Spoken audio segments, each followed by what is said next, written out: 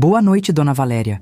Está tudo pronto conforme a senhora pediu. Eu não era a mãe, a velhinha, a coitada. Ali, naquelas paredes que eu ergui com a minha dor e a minha determinação, eu era a Dona Valéria, a rainha em seu castelo. Caminhei pelo salão vazio, sentindo o poder de ter transformado o meu sofrimento em algo tão belo e concreto. Essa história irá surpreender vocês, como dei a volta por cima de uma mãe abandonada para uma mulher de negócios. Hoje, eu completo 72 anos de vida. A luz da manhã entra pela janela da cozinha, uma luz fria de inverno que não aquece, apenas revela. Ela corta o ambiente em faixas douradas, iluminando as partículas de poeira que dançam no ar, como pequenos fantasmas de uma vida que já não existe mais. A casa está em um silêncio que chega a doer nos ouvidos. Não é um silêncio de paz, de tranquilidade.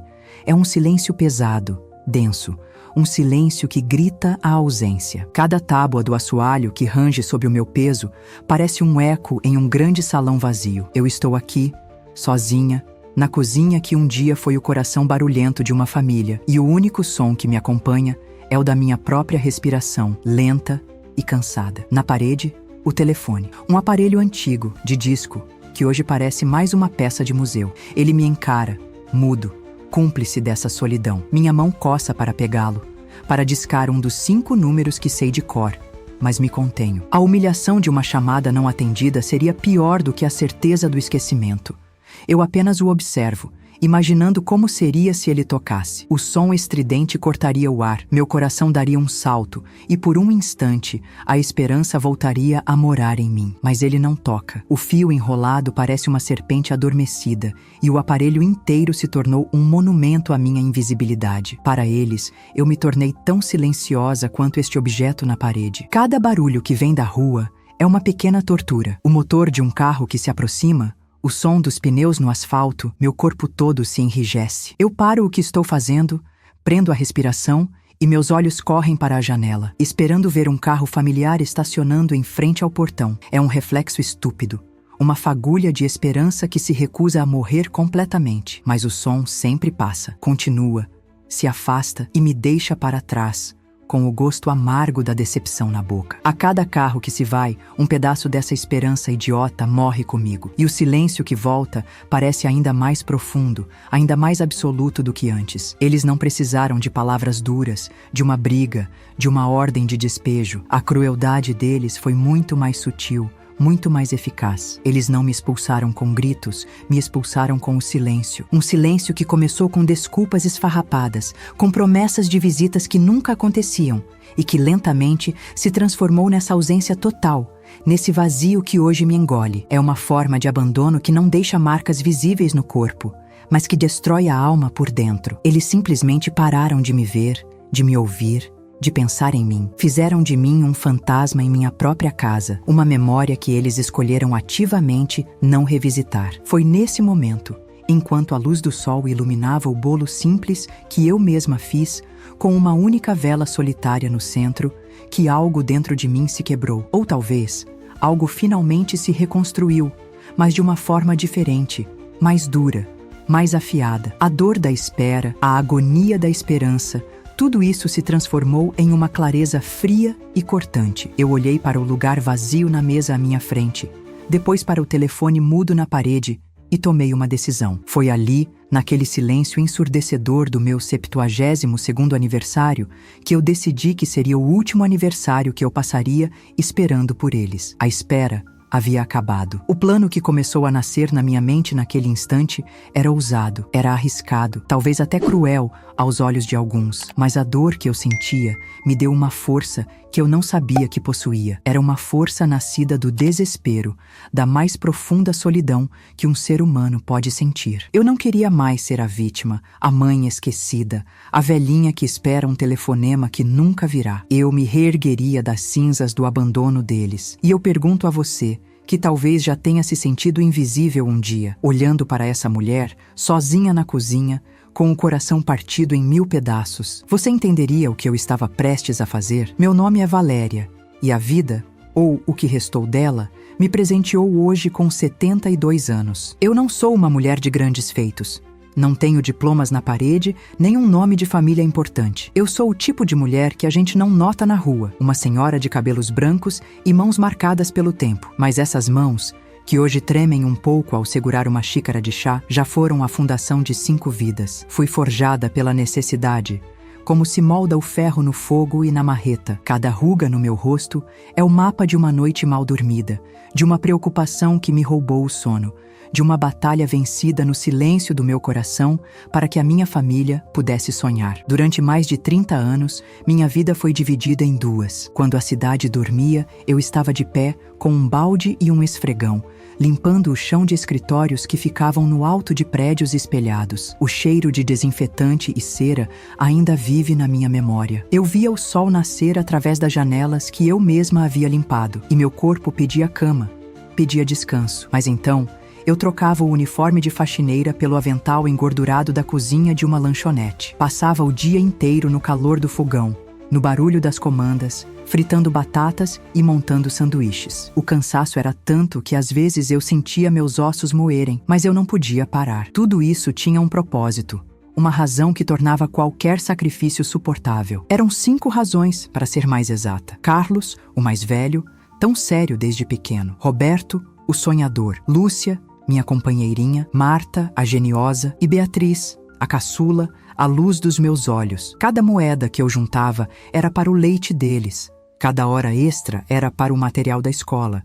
Cada pedaço de pão que eu deixava de comer era para que eles tivessem o prato cheio. Chegar em casa e encontrar aqueles 5 rostinhos, às vezes dormindo amontoados no mesmo sofá, era o combustível que me fazia levantar no dia seguinte e enfrentar tudo de novo. O amor de mãe é uma força que nos cega para o próprio esgotamento. Minha maior habilidade nunca foi cozinhar ou limpar, embora eu tenha feito isso a vida inteira. Minha verdadeira qualidade sempre foi a resiliência, a estranha capacidade de transformar migalhas em pão, de fazer o pouco virar muito. Aprendi a costurar para remendar as roupas que rasgavam, a plantar na horta do quintal para economizar na feira, a fazer milagres com 1 quilo de feijão. A vida nunca me deu nada de mão beijada, mas me ensinou a encontrar valor onde ninguém mais via. Eu construí um lar, um ninho, com os poucos recursos que tinha, e o enchi com o único bem que eu possuía em abundância. Um amor que eu acreditava ser incondicional. Hoje,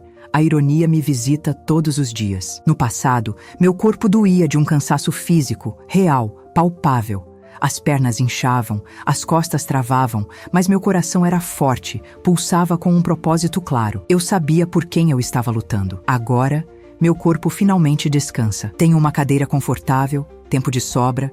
Não preciso mais correr contra o relógio, mas é a alma que pesa. O silêncio da casa, a ausência de propósito, a sensação de ter sido descartada depois que meu trabalho acabou. Essa é uma dor que remédio nenhum consegue curar. É um cansaço que não se resolve com uma noite de sono, porque é a alma que não consegue mais descansar. Eu olho para trás e vejo minhas conquistas. Não são casas, carros ou joias. Minha maior conquista foi ver cada um deles com um diploma na mão. Algo que para mim era um sonho distante. Foi vê-los conseguindo bons empregos, casando, tendo seus próprios filhos. Eu me sentia vitoriosa, sentia que todo o meu sacrifício tinha valido a pena. Eu lhes dei asas para que pudessem voar para longe da pobreza que marcou a minha vida. O que eu não imaginei, na minha inocência, é que eles voariam para tão longe que não se lembrariam mais do ninho de onde saíram. A minha maior vitória se transformou na minha mais profunda e dolorosa solidão. O gesto que melhor resume a minha vida hoje é o que faço todas as manhãs. Vou até a mesa de jantar, a mesma mesa onde um dia mal cabiam 6 pessoas se espremendo e rindo alto, e passo um pano sobre a madeira lisa e fria. Aliso a toalha de mesa com um cuidado quase sagrado e preparo um lugar. Apenas um prato, um garfo, uma faca, um copo. Onde antes havia o caos feliz de uma família, hoje há a ordem triste da solidão. Cada lugar vazio à mesa é um grito silencioso, uma lembrança constante do que eu perdi, ou melhor, do que me foi tirado sem nenhuma cerimônia. Às vezes, na calada da noite, eu me pergunto onde foi que eu errei. Será que amei demais? Será que na minha ânsia de protegê-los e dar a eles um futuro, eu me anulei tanto que eles se acostumaram com a minha ausência, mesmo quando eu estava presente? Eu era a base, o chão firme onde eles pisavam, e talvez ninguém nunca se lembre de agradecer ao chão por estar sempre ali. Eu dei a eles tudo, absolutamente tudo que eu tinha, desde a minha juventude até a última gota da minha força. Talvez o meu grande erro tenha sido não guardar um pouco de mim para mim mesma. Essa é a minha história, ou pelo menos o começo dela. A história de uma mãe que se fez ponte para que os filhos atravessassem para um futuro melhor e que foi deixada para trás, do outro lado da margem. É uma história sobre amor, sacrifício e a dor invisível do abandono. É a história que me levou a tomar a decisão mais drástica e inesperada da minha vida. Se essa história tocar algo em você, se inscreve e me conta aqui nos comentários o que faria no meu lugar. Os meus antagonistas não são monstros de contos de fadas, não são vilões com capas e risadas maléficas.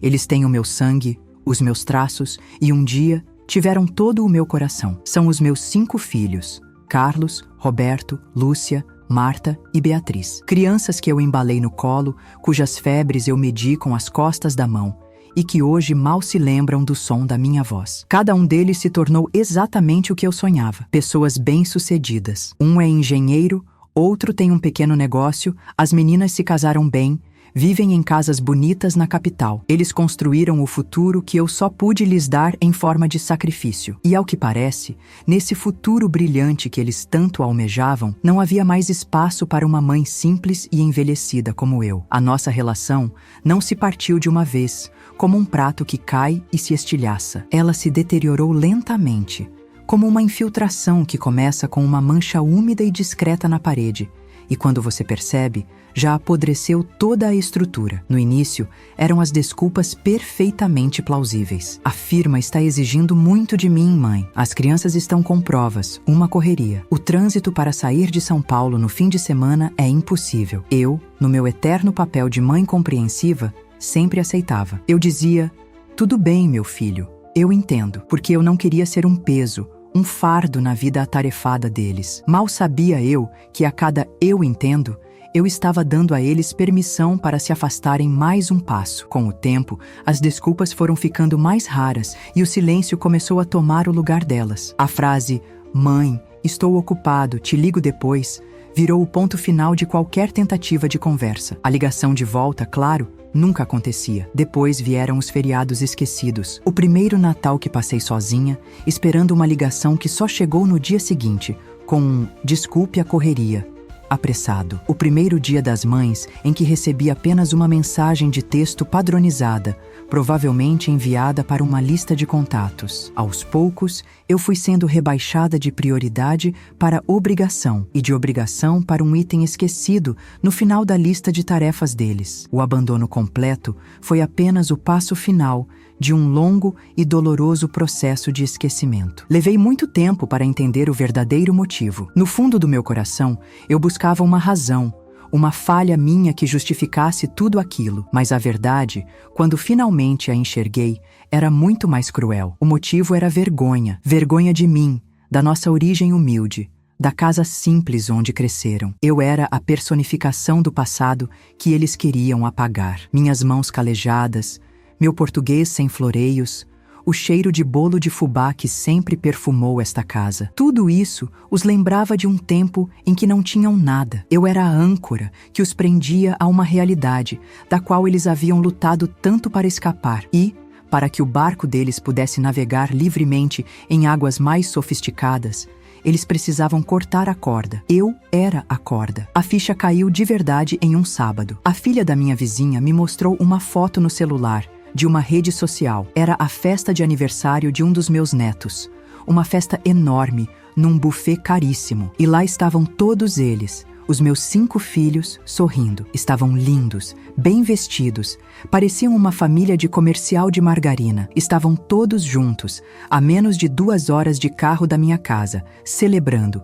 E ninguém sequer pensou em me convidar. Naquele momento, eu não senti tristeza. Senti uma facada gelada no peito. Eles não apenas me esqueceram, eles me esconderam. Eu era o parente pobre que não ficava bem na foto. Você já confiou em alguém a ponto de entregar sua vida inteira e se arrependeu amargamente? A partir daquele dia, eu parei de enxergá-los como 5 pessoas diferentes. Eles se fundiram em uma única entidade na minha mente.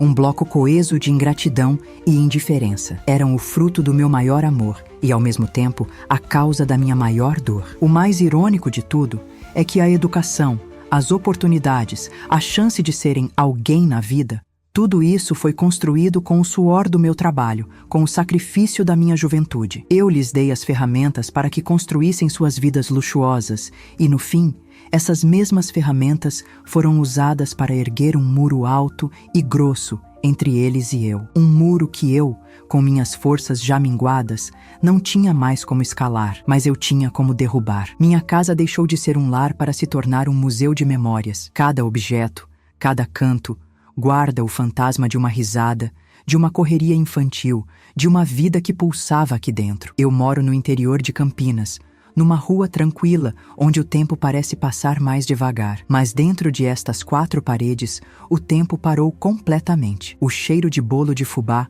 que era a marca registrada dos nossos domingos, foi substituído por um cheiro de guardado, de poeira e de saudade. A sala de estar, onde nos espremíamos no sofá para ver televisão, hoje é o palco da minha solidão. O silêncio é tão constante que, às vezes, acho que consigo ouvir o som do passado, apenas para perceber que é só o vento assobiando pelas frestas da janela. No armário da cozinha, na prateleira mais alta, ainda guardo as 5 canecas infantis. Uma do Pato Donald para o Carlos, uma da Cinderela para a Lúcia, cada uma com um desenho desbotado pelo uso e pelo tempo. Eu as lavo e guardo com um cuidado que beira o sagrado. Todas as manhãs, ao pegar a minha própria xícara, meus olhos inevitavelmente sobem para aquela prateleira. É um ritual de tortura diário. Eu vejo as canecas e me lembro das mãozinhas pequenas que as seguravam, do leite com chocolate que eu preparava antes da escola. Eram pequenos tesouros de um reino que desmoronou,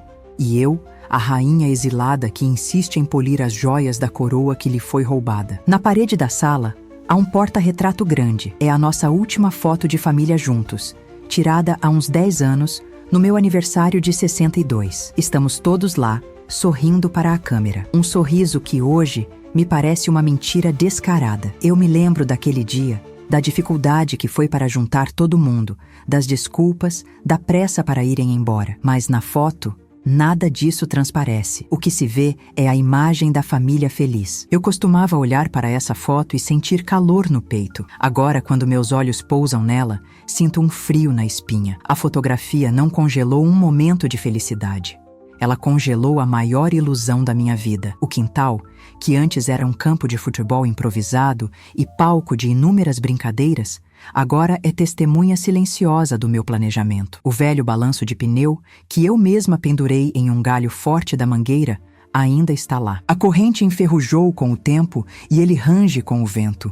Um som melancólico que parece o lamento de uma criança fantasma. É sentada no banco de madeira sob a sombra daquela árvore que eu passo as minhas tardes, não mais chorando o passado, mas arquitetando o futuro. O lugar que foi o cenário da alegria deles, hoje se tornou o quartel-general da minha vingança silenciosa. A ironia, eu descobri, é a companhia mais fiel da solidão. As micro-injustiças foram se acumulando, como gotas de água que, uma a uma, acabam por transbordar o copo. Lembro-me de um Natal, há uns 3 anos.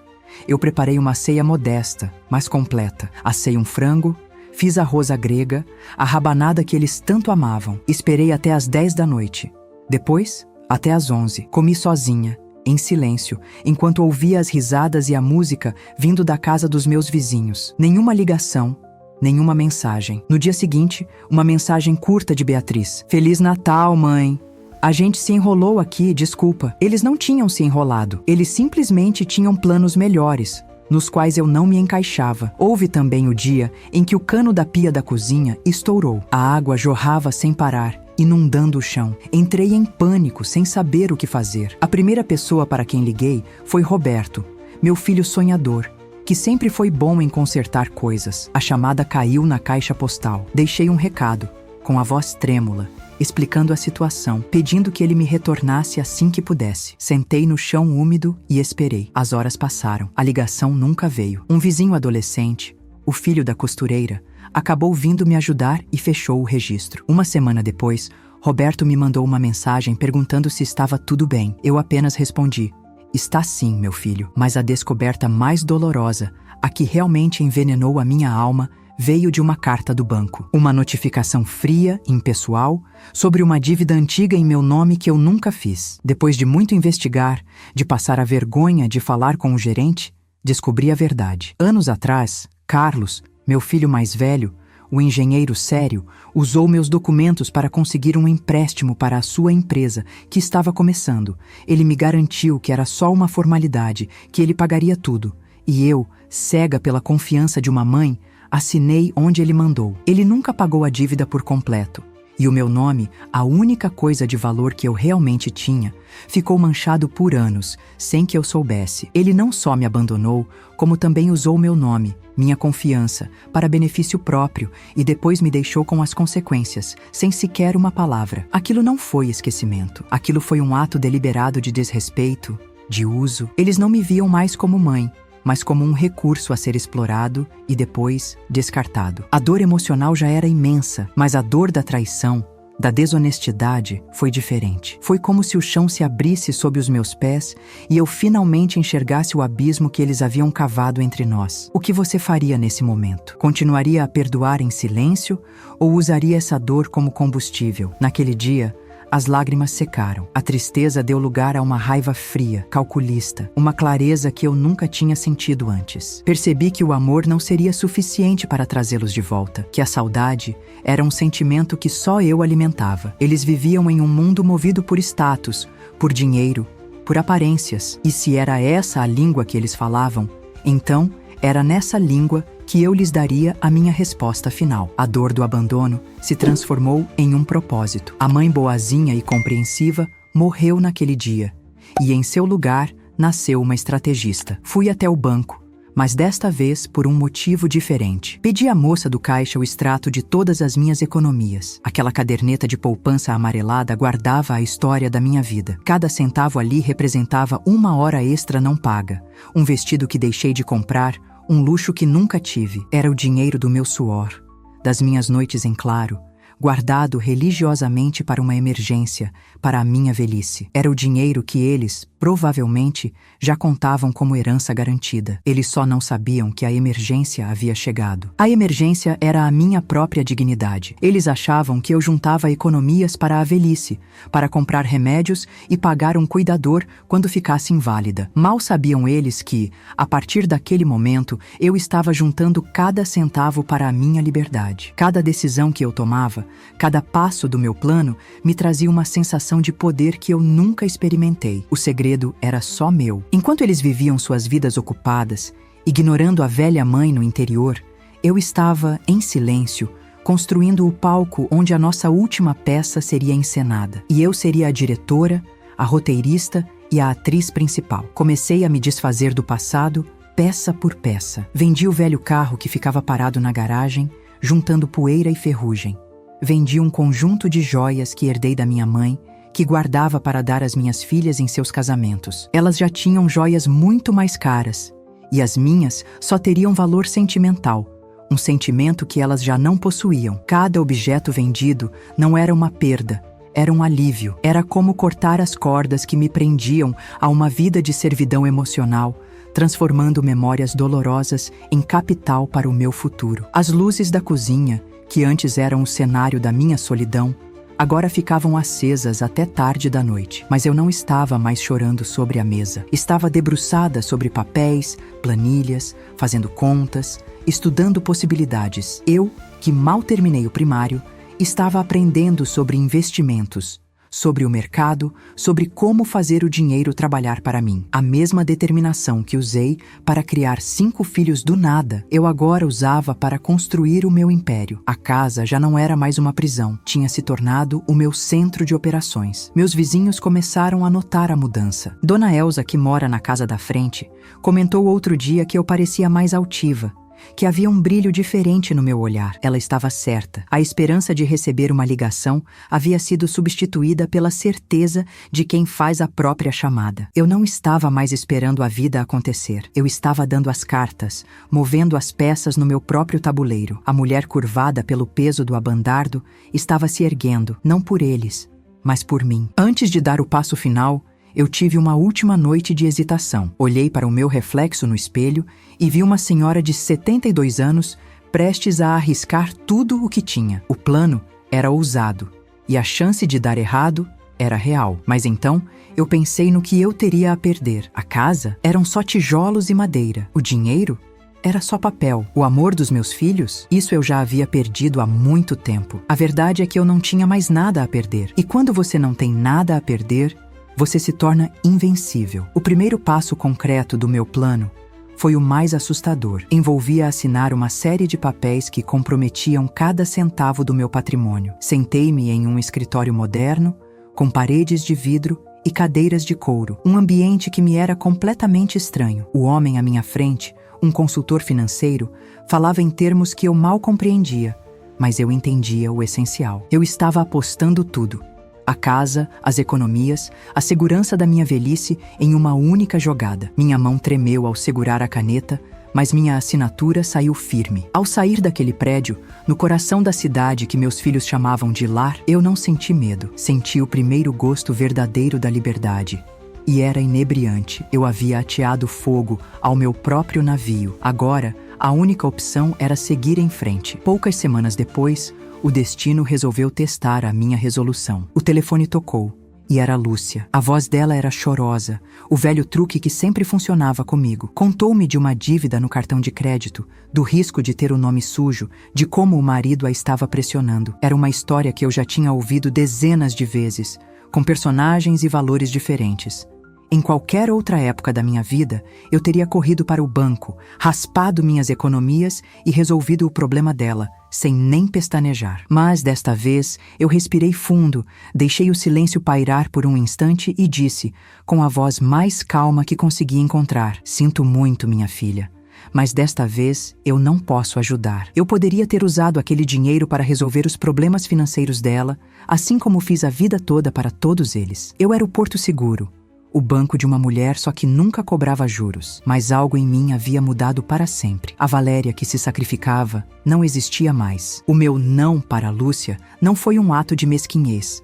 Foi a minha declaração de independência. Enquanto ela chorava do outro lado da linha, eu me mantive firme. Ela não sabia, nenhum deles sabia, que o meu dinheiro já tinha um destino muito mais importante. A ajuda que neguei a ela era o tijolo que eu precisava para construir o meu novo mundo, mas o pior ainda estava por vir para eles. A minha recusa era apenas o aperitivo. Com o plano financeiro em andamento, passei para a segunda fase, a convocação. Fui a uma papelaria chique no centro da cidade e escolhi o papel mais caro que encontrei, um marfim pesado, com uma textura elegante. Encomendei 5 convites, com os nomes deles impressos em uma caligrafia dourada. O texto era simples, formal e irresistivelmente misterioso. Convidava para a celebração de um novo empreendimento em uma data específica, em um endereço nobre, que eu sabia que eles conheciam. Não havia remetente, apenas a minha assinatura discreta no final. O convite não pedia, ele informava. Não era um convite de uma mãe carente, mas uma intimação velada que eles não conseguiriam ignorar. Ir até a agência dos Correios com aqueles 5 envelopes na bolsa foi como caminhar para uma batalha. Cada envelope tinha o peso de uma vida inteira de memórias, de amor e de decepção. Carlos, Roberto, Lúcia, Marta, Beatriz. Depositei um por um na caixa de correio, com um gesto firme e deliberado. O som de cada envelope caindo lá dentro era como o bater de um martelo de um juiz. O ato estava consumado. Não havia mais volta. Naquele momento, eu tinha certeza absoluta de que eles viriam. O abandono os tornou indiferentes ao meu amor. Mas eu sabia que a curiosidade, misturada a uma boa dose de ganância, seria maior que a indiferença. A armadilha estava montada. Os dias que se seguiram foram diferentes de qualquer espera que eu já havia vivido. Não havia angústia, nem ansiedade. Havia uma calma tensa. A paciência de uma aranha que teceu sua teia e agora aguarda, imóvel, a vibração que anunciará a chegada da presa. Eu não olhava para o telefone com a esperança de ouvir a voz deles, mas com a certeza de que eles se comunicariam entre si, tentando decifrar o enigma. Eu os imaginava em seu grupo de mensagens, compartilhando fotos do convite, especulando. O que será que a mamãe aprontou? Será que ela finalmente vendeu a casa? A isca havia sido lançada e eu sabia que eles a morderiam, e eles morderam. A confirmação veio através de uma ligação de Marta, a mais direta deles. A voz dela era um misto de falsa preocupação e curiosidade mal disfarçada. Mãe, recebemos um convite seu. Está tudo bem? Que celebração é essa? Ela tentava me sondar, arrancar alguma informação. Eu mantive a minha postura. Fui vaga. Disse que era uma surpresa importante e que a presença de todos era essencial. Pela voz dela, eu podia sentir a frustração, mas também a certeza de que ela estaria lá. Eles não resistiriam à possibilidade de haver dinheiro envolvido, talvez o anúncio da partilha de uma herança em vida. A ganância deles era o que garantia a presença de todos no meu palco. Na noite do evento, eu me preparei como uma atriz antes de entrar em cena. Abri a caixa que estava sobre a minha cama e tirei de dentro um vestido novo, de um azul profundo, elegante, que eu jamais teria coragem de comprar antes. Era o vestido mais caro que eu já havia possuído em toda a minha vida. Eu me olhei no espelho e, pela primeira vez em décadas, não vi a faxineira, a cozinheira, a mãe esquecida. Eu vi Valéria, uma mulher de 72 anos, com os cabelos prateados arrumados, uma maquiagem discreta e um olhar que continha a força de um exército. Eu não estava me arrumando para uma festa, estava vestindo a minha armadura para a batalha final. A caminho do endereço, dentro de um carro com um motorista que eu mesma contratei, eu repassava o meu discurso mentalmente. As luzes da cidade passavam pela janela, borradas, enquanto meu coração batia num ritmo controlado, firme. Eu não sentia nervosismo, apenas uma determinação gelada. Eles estavam a caminho, cada um em seu carro caro, olhando o endereço no GPS, imaginando o que os esperava. Talvez esperassem um jantar de reconciliação, talvez uma mãe arrependida, talvez um anúncio que encheria seus bolsos. Eles não poderiam estar mais enganados. Se quer saber como isso acabou, se inscreve agora e comenta o que você acha que vai acontecer. Quando entrei no restaurante, 1 hora antes do horário marcado, o lugar estava exatamente como eu havia sonhado. O ambiente era iluminado por uma luz suave, as mesas cobertas com toalhas de linho branco impecáveis e as taças de cristal brilhavam, prontas para o brinde. O gerente veio me receber na porta, tratando-me com uma deferência que eu nunca havia recebido na vida. Boa noite, Dona Valéria. Está tudo pronto conforme a senhora pediu. Eu não era a mãe, a velhinha, a coitada. Ali, naquelas paredes que eu ergui com a minha dor e a minha determinação, eu era Dona Valéria, a rainha em seu castelo. Caminhei pelo salão vazio, sentindo o poder de ter transformado o meu sofrimento em algo tão belo e concreto. Eles chegaram juntos, como se precisassem de apoio mútuo para enfrentar o desconhecido. Entraram no salão e pararam abruptamente, olhando ao redor com uma expressão de total confusão. Os olhos deles passeavam pela decoração sofisticada, pelas mesas vazias, pela música ambiente suave. Era evidente que esperavam uma festa, outros convidados, talvez uma reunião de família tradicional. Mas o que encontraram foi um cenário grandioso e impessoal, um restaurante elegante e completamente deserto. Vi em seus rostos a desconfiança, a pergunta silenciosa. Onde nós viemos parar? Eles procuravam pela mãe frágil que conheciam,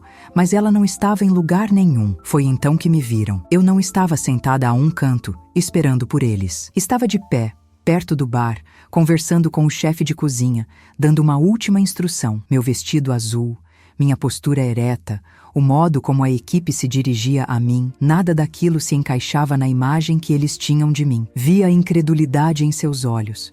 Por um instante, eles pareceram não me reconhecer. A mulher que eles viam não era a mãe que eles haviam descartado. Era uma estranha, uma mulher de negócios, uma presença imponente que irradiava uma autoridade que eles jamais associariam a mim. O queixo de Carlos se contraiu. Marta franziu a testa. O primeiro golpe, o visual, havia sido dado. Aproximei-me deles com um sorriso polido, desprovido de qualquer calor maternal. Boa noite. Que bom que puderam vir. A minha voz, calma e formal, pareceu assustá-los mais do que qualquer grito faria. Eles gaguejaram cumprimentos, os olhos ainda tentando processar a cena. Mãe! O que é tudo isto? Perguntou Beatriz, a caçula, com a voz vacilante. Uma celebração, como eu disse no convite. Respondi, sem dar mais detalhes. Por favor, sentem-se. Reservei a melhor mesa para vocês. Eu os conduzi até a grande mesa redonda no centro do salão. Cada passo que eles davam parecia hesitante, como se estivessem pisando em território inimigo. E de fato, estavam. Os garçons, previamente instruídos por mim, moveram-se com uma eficiência silenciosa. Serviram água importada, entregaram os cardápios pesados, de capa de couro. Eles olhavam os preços exorbitantes, os nomes dos pratos em francês, e trocavam olhares cada vez mais confusos e alarmados. A tensão na mesa era palpável. Eles tentavam fazer perguntas, iniciar uma conversa fiada, mas eu desviava de todas as tentativas com respostas curtas e monossilábicas. Eles não sabiam, mas o prato principal daquela noite, o único que seria servido, seria a verdade. Uma verdade que não estava no menu, e cujo preço eles passariam o resto da vida pagando. Quando senti que o silêncio e a confusão haviam atingido o ponto máximo, levantei-me. Com um aceno de cabeça, um garçom me entregou um microfone sem fio. Imediatamente, todas as conversas paralelas cessaram. 5 pares de olhos se fixaram em mim, repletos de expectativa. Agora viria a explicação, o discurso emotivo, o pedido. Pude ver em seus rostos o que esperavam.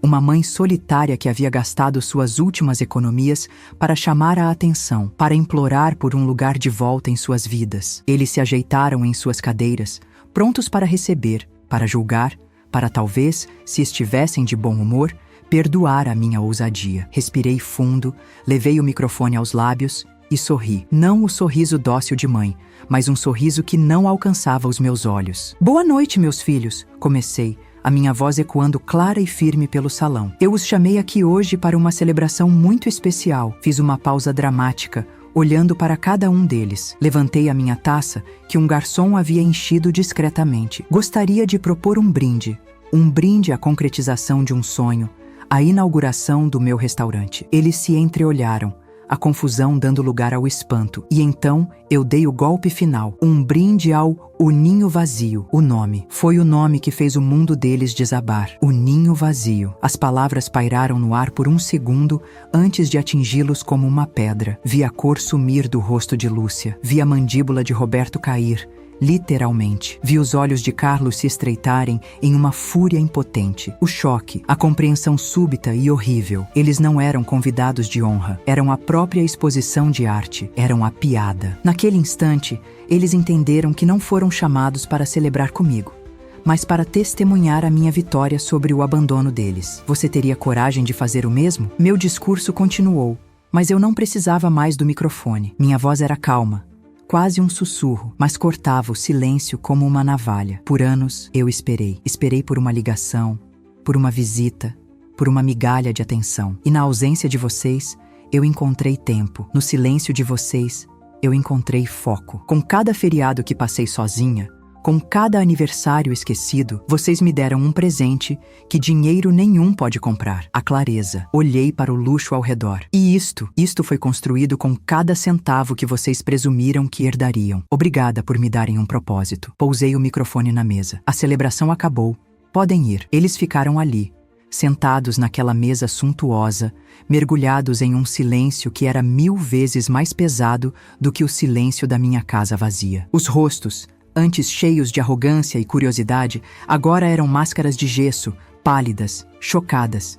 Ninguém chorou, ninguém gritou. A verdade que eu servi era indigesta demais para permitir qualquer reação imediata. O primeiro a se levantar foi Carlos. Ele não olhou para mim, apenas ajeitou o paletó caro, virou-se e caminhou em direção à saída com passos duros, mecânicos. Um por um, os outros o seguiram, como um exército derrotado se retirando do campo de batalha. Não houve uma palavra de despedida. Eles saíram do meu restaurante e da minha vida da mesma forma que haviam me ensinado, em um silêncio absoluto e cortante. Quando a porta se fechou atrás do último deles, o ar no salão pareceu mudar. O peso da expectativa, da confrontação, se dissipou e em seu lugar ficou uma paz que eu não sentia há anos. Eu não me sentia exultante, nem vitoriosa no sentido alegre da palavra. O que eu sentia era alívio. Um alívio profundo que parecia relaxar músculos que eu nem sabia que estavam tensos. Caminhei lentamente pelo meu restaurante, o som dos meus sapatos ecoando suavemente no piso de madeira. Acariciei o encosto de uma cadeira,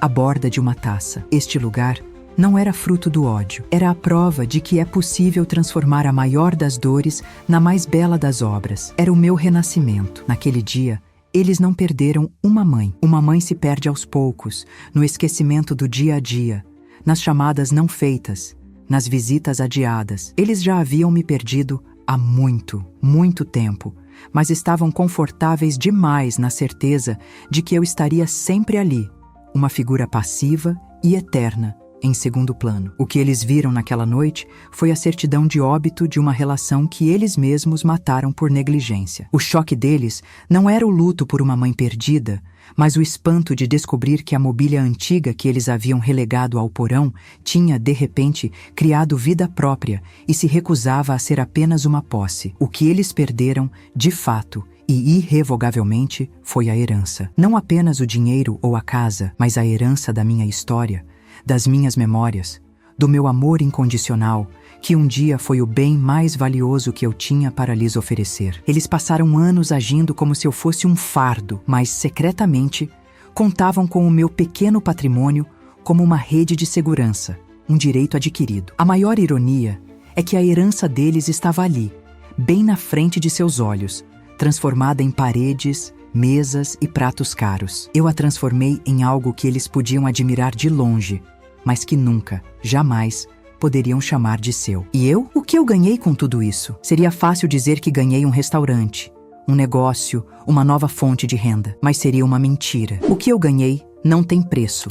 Não pode ser medido em metros quadrados ou em faturamento mensal. Naquela noite, naquela mesa, diante dos 5 estranhos que um dia chamei de filhos, eu recuperei a minha dignidade. Eu peguei os cacos da mulher que eles quebraram e colei um por um, não com o cimento da mágoa, mas com a argamassa do autorrespeito. Eu deixei de ser a vítima da minha história para me tornar, finalmente, a sua única e soberana autora. Aprendi, da forma mais dura possível, que o amor próprio não é egoísmo, é sobrevivência. Descobri que a solidão pode ser uma prisão ou pode ser uma oficina, onde a gente se reconstrói em silêncio. E essa é a lição final, a que eu guardo como um tesouro. Às vezes, o melhor e mais rentável investimento que você pode fazer não está na bolsa de valores, mas dentro de você mesma. Especialmente e principalmente quando o mundo ao seu redor se esquece de lembrar o quanto você vale.